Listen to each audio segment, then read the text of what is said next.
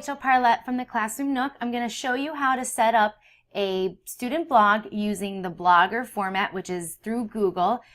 So if your students already have a Gmail account, this will work seamlessly. If they don't, you'll need to get them one. It's a free email provider that they can get, and you can just sign up through it through mail.google.com. So once you are in their email account, so each student has their own email, if you go to this little 9-square grid at the top, if you click on it, you'll notice one of the options is Blogger. So you can click on Blogger, and it's going to bring up my blogs, but I'll show you how to create a new one. So yours won't have any blogs yet, but over here in the corner, you'll be able to create a new blog. So I'm going to go ahead and click on that.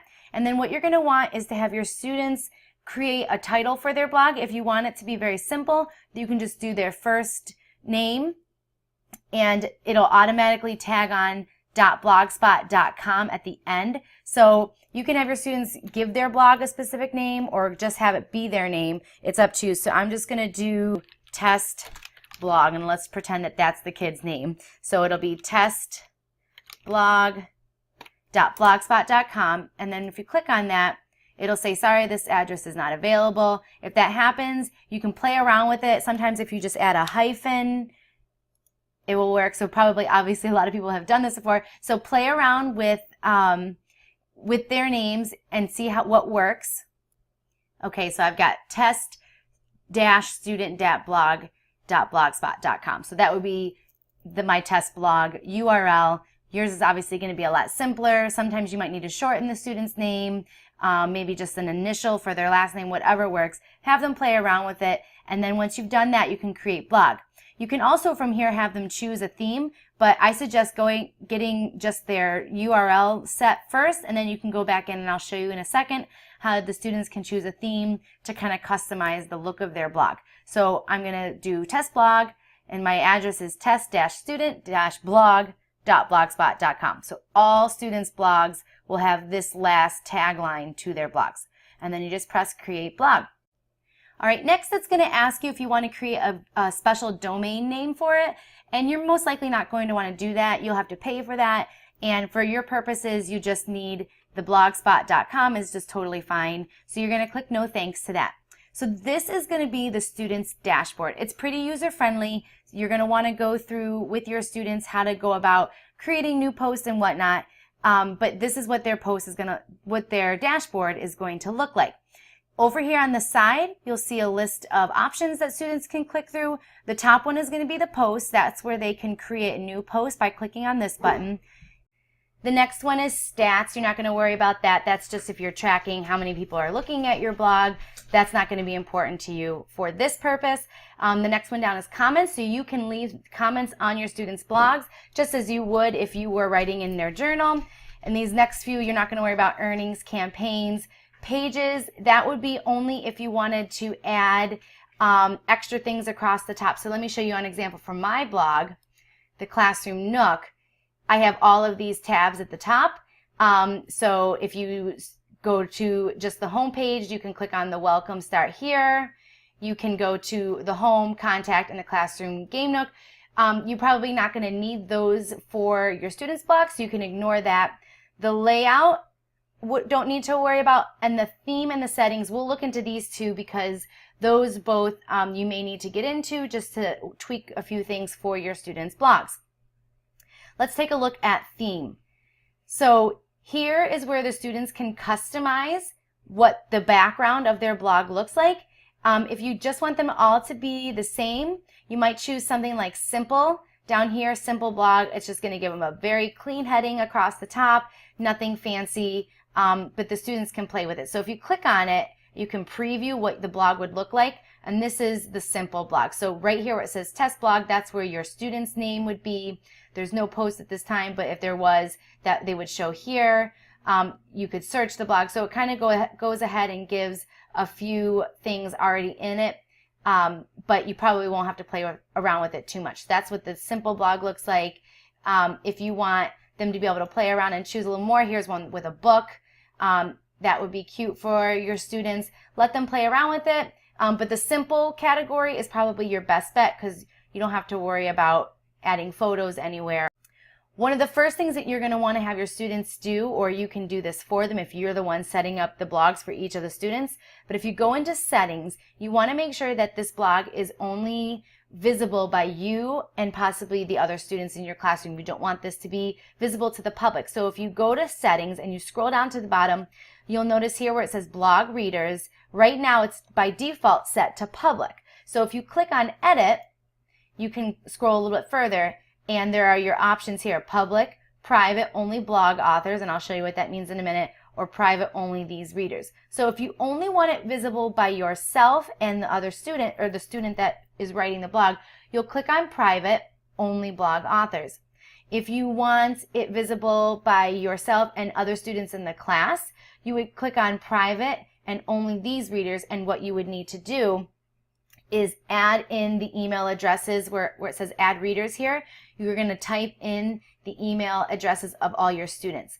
Then what would happen is they would get an email, each of the students would get an email, and they would have to click on to accept the invitation to read this blog.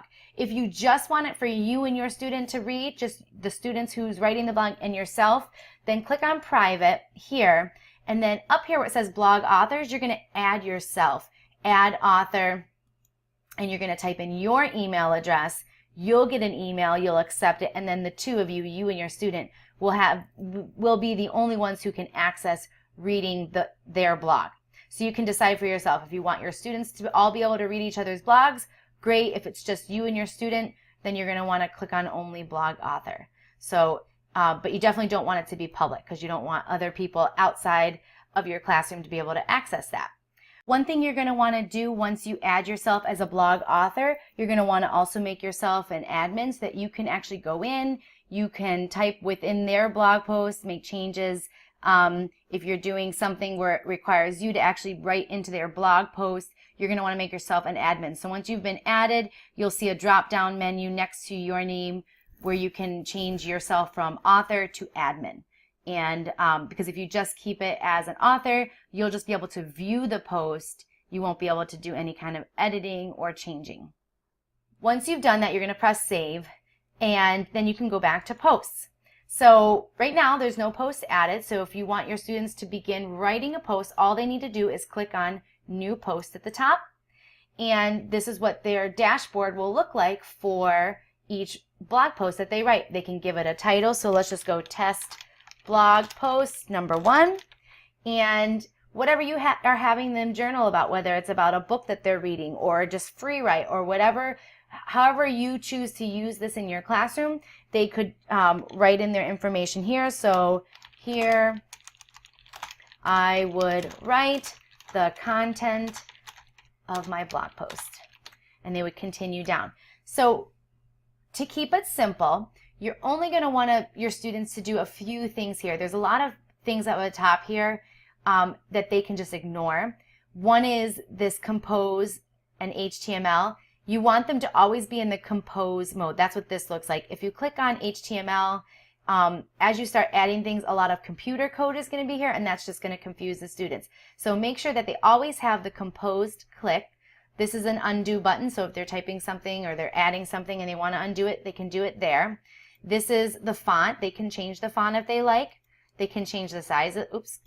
They can change the size of the text here, and then they can ignore this. Then this is just your simple bold, italic, and underline, cross out, strike through, which they're probably not going to use, the coloring of the text, the coloring of the background of the text, and then any links. If they're going to add a link, they would have to highlight the text that they want to link up, click on link, and then paste the URL in there.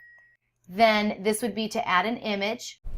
Adding an image is pretty simple. If they click on the insert image here, if they have a picture that they've saved on a desktop or in a file somewhere that you've set up for them to save any pictures that you want them to be able to use, they can choose that file here, upload it, and put it in here. They'll click on it, and then it'll add it to the post.